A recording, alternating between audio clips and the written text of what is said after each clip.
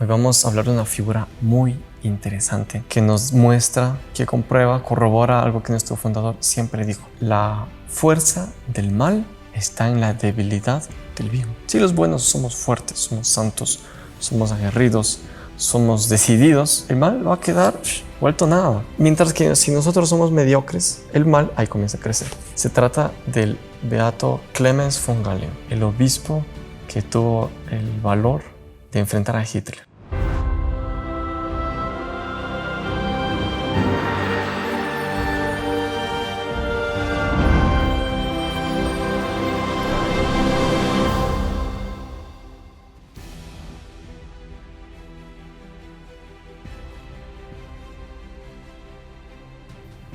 Su figura es muy interesante porque, bueno, situémonos, él ejerció todo su apostolado en Münster, Alemania. Recordemos, ¿no? Después de la Primera Guerra Mundial, Alemania, tras el Tratado de Versalles, quedó prohibida de tener un ejército, ¿no? Pero secretamente fue preparándose con Hitler, porque ya antes de que fuese el canciller de Alemania, ya su partido, el partido nazista, comenzó a tomar fuerza. La gente comenzó a quererlo, comenzó a crecer en popularidad, y cuando ya él tuvo el poder del país, comenzó a armar el país secretamente, comenzó a preparar hombres para la guerra, cosa que tenía prohibido hacerlo en gran cantidad. Incluso se formó la conocida juventud hitleriana, que eran niños entre 14 y 18 años que ya fueron siendo entrenados y preparados para la guerra. Por eso, cuando Hitler ya invadió Polonia iniciando la Segunda Guerra Mundial, y ya tenía más o menos 100 millones de seguidores. Solo que, claro, este partido era totalitario, era completamente contrario a cualquier persona que osase levantarse contra ellos o decir algo contra ellos. Eran lo que se dice, eran fanáticos.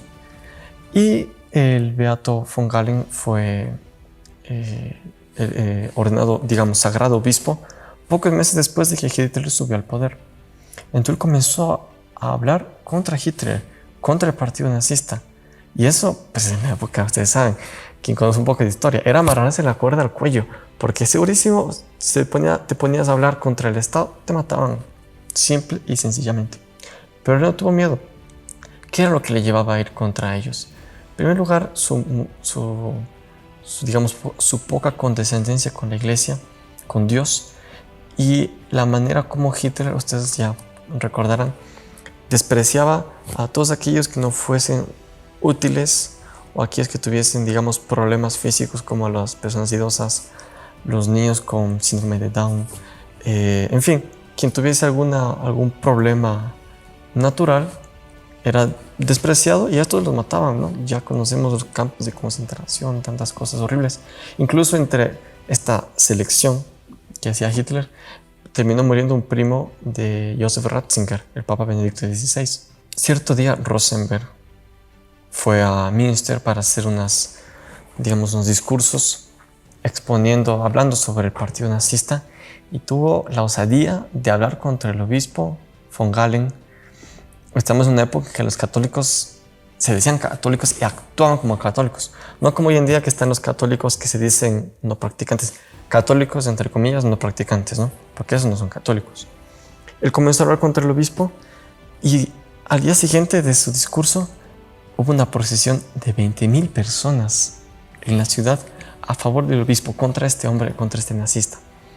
Con eso, Hitler y los suyos se dieron cuenta de que con este hombre no era tan fácil, no era solo matarlo, porque el pueblo se levantaría contra ellos. Entonces tuvieron que aguantarse.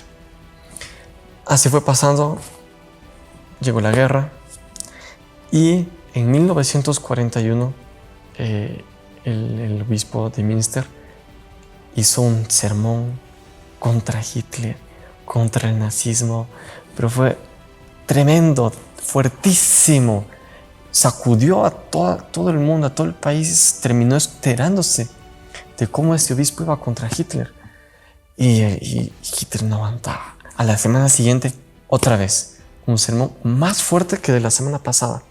Y este sermón se hizo famoso, al punto que la RAF, la Fuerza Aérea de Inglaterra, cogió el sermón, lo transcribió, y sobrevolando Alemania, soltaron panfletos con el sermón del obispo von Galen para que todo el mundo se enterase de lo que le había dicho. Fue una bomba, fue peor que los bombardeos contra Berlín. Y a tal punto que después algunos de las cabezas del partido nazista dijeron que nunca habían recibido ellos un ataque frontal tan fuerte como los que había hecho el obispo von Galen. Ya después de la guerra, los aliados fueron entrando en Alemania y fueron siendo bombardeadas muchas ciudades en Alemania, entre ellas Münster. Y Münster fue una ciudad que sufrió muchísimo con esos bombardeos. Inclusive iba a haber una misa en la catedral. Justo ese momento, todo el pueblo estaba reunido en la catedral y pasan los aviones, bombardean. La catedral queda destruida, cientos de personas mueren. El obispo no estaba en la catedral, todavía estaba en el palacio episcopal al lado, yéndose a la catedral, y sintió pasando los aviones, fue a esconderse, solo que no consiguió llegar al refugio, se escondió donde pudo y el palacio quedó destruido. Solo se salvó una pared, que era la pared al lado de la cual estaba escondido el beato von Galen. Y ya después de la guerra, el Papa quiso nombrar cardenal a este obispo que había luchado contra Hitler y lo llamó a Roma. Interesante porque estamos en una época en la que usted no tenía cómo mandar su foto a todo el mundo y todo el mundo ya lo conocía. Solo se sabía quién era él, pero no se lo había visto, no se lo conocía. Cuentan que cuando llegó a la Basílica de San Pedro para la misa en la que se era nombrado cardenal, cuando él apareció en la puerta, hubo una exclamación de la gente porque el hombre fuerte, alto, grande, con una fisionomía que realmente imponía miedo porque era un hombre bueno. O sea, los malos tenían miedo y los buenos sentían confianza en él. Y de esa manera él volvió a Münster ya como cardenal y pronunció un sermón súper bonito al frente de las ruinas de la catedral. Imagínense qué escena interesante.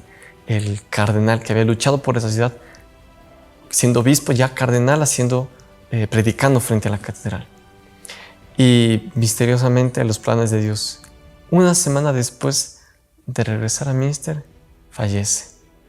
Curioso, él fue hecho obispo 9 meses después de que Hitler fuese el canciller de Alemania. Y muere 9 meses después de Hitler también. Entonces, aprendamos del beato Clemens von Galen a ser católicos de verdad, santos, decididos, no católicos mediocres, no católicos a medias, sino viendo que si nosotros luchamos contra el mal, si somos radicalmente buenos, o sea, santos, el mal que ha destruido, miren lo que un hombre fue capaz de hacer contra el Tercer Reich, contra Hitler, casi conquistó Europa y seguramente hubiera llegado a América también. Un santo fue capaz de ir contra ellos.